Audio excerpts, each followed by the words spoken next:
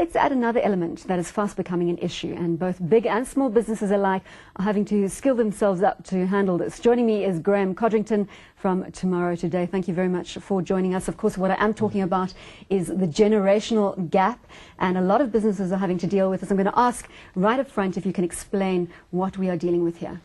Sure. The generation gap is just a concept. Very simply put, it says that the era in which you were born shaped who you have become, as dramatically as your gender, your culture, and your personality shape you. So very simply, if you were born during the Great Depression or World War II, it's no surprise that you have a certain view of the world, that you're more of a, say, stoic person, you like to build your career slowly, you prefer a hierarchy, structure, and so on. If you were born during the 1950s and 60s with Elvis, the Beatles, rock and roll, all of those good things, you're probably more of a visionary, more focused, more directed, task-orientated type individual. And if you were born during the 1970s and 80s, and I think that's the point, is that there's a new generation of 20 and 30-something young people who were born during a time of extraordinary change in the world. As they grew up, they asked their parents, what's going on? And their parents said, not sure really. And they worked out very quickly that the system would not provide, that the advice that their parents had been giving, like get a good job in a big company and stay there, that advice wasn't going to work. And they realized that the only person who could look after me is me. The system isn't going to provide, and I need to look after myself. And those young people are not the young people anymore. They're in their 20s and 30s. They're coming up to positions of leadership and growth. They're entrepreneurs themselves. And of course, many of them are working for the people watching this broadcast. And they're kind of known a little bit, as the young snots, if you like. They've got the mind of their own. They really do approach the workplace in fundamentally different ways. Well, what advice can you give small business owners in managing these people as you've classified them? I won't go down that path. Don't go there. No, and obviously it really is about expectations. I think it's about people realizing that older and younger people are very different. Today's young people are not just going through a phase. You can't just grit your teeth and one day they'll grow up. My friends are in their early 30s. Many of them are married with children. Some of them, of course, not married with children. That's a new reality as well. And they are grown up. They're not going to change as they hit 40 and 50. So I think it really is a mindset shift that needs to take place amongst employers. Do you want these employees in your small businesses? I mean, the young people, and how you're going to have to manage them. I mean, is it worth the effort? Is it a completely different ballgame?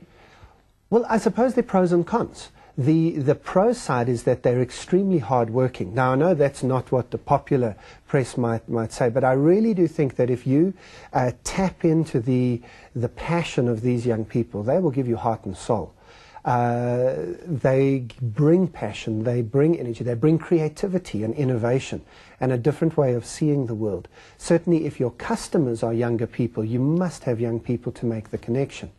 Downside, though, is that they're only likely to stay with you for 2 to 3 years. They can be very flighty in their minds. They're demanding, very demanding. As employees, they walk in first day, they want to know where's the parking place, where's my cell phone, where are all the perks of the business. So I think you've got to weigh that up, I suppose. Take us through your lovely analogy, the cat-dog analogy that I've heard so much about. Well, yeah, this was just something that came to me a while ago. I grew up with cats at home, but my wife is very allergic to them. So I now have dogs in the home, and I suddenly realized that I didn't really like dogs, to be honest, because I'm a cat person, and I think the world is broken up into cat and dog people.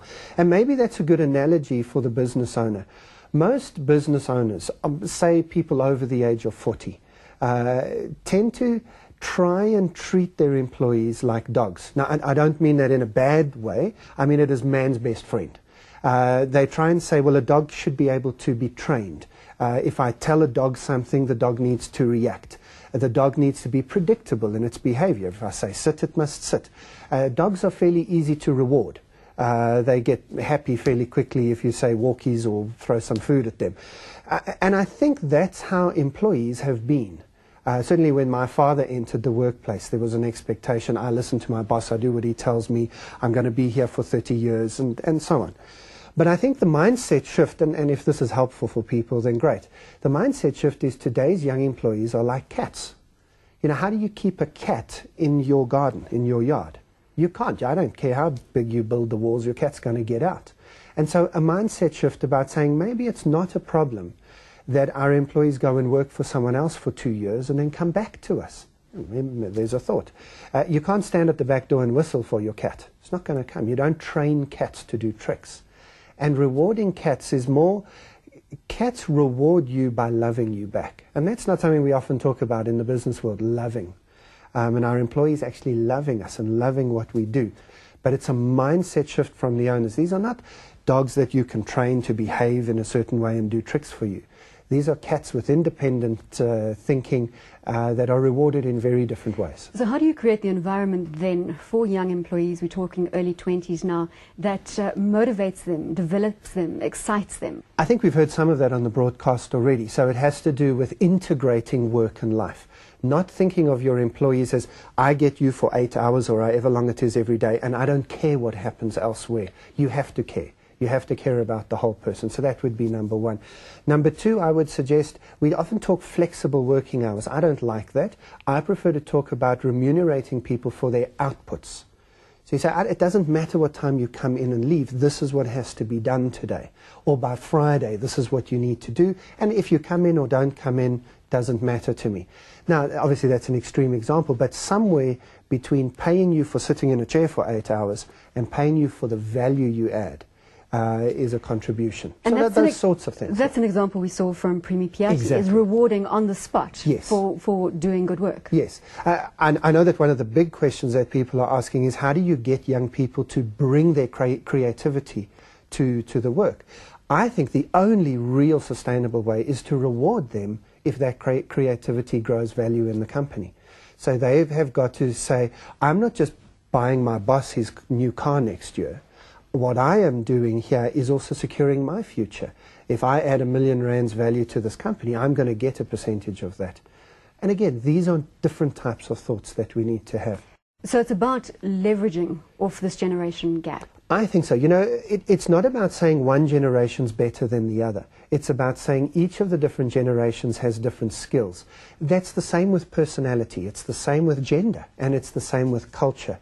It's not saying that one is better than the other, but it's saying in a particular part of my business or in a particular part of my business cycle, it might be better to have this type of skill or that type of person. And being prepared to give up the leadership, because it's not a badge you wear. Leadership is a service for the growth of the organization. And so what we, I think, would do well is to step back and say, who would be right for this position now? We did some work recently with a call center where we suggested that they get people over the age of 60 into the call center. Typically, call centers are staffed by people in their young 20s. 18 months into it, they've left already. But if you were to think, who's going to sit around all day, sitting on a chair, drinking tea and answering telephones, well, my granny comes to mind. And that was a great shift that they made in their call center. So just reiterating, the advice to the small businessman out there is mix up the generation gap. And recognize the skills and the weaknesses of each generation and match your teams appropriately, yes. Graeme, thanks very much. That, of course, Graeme Codrington from Tomorrow Today.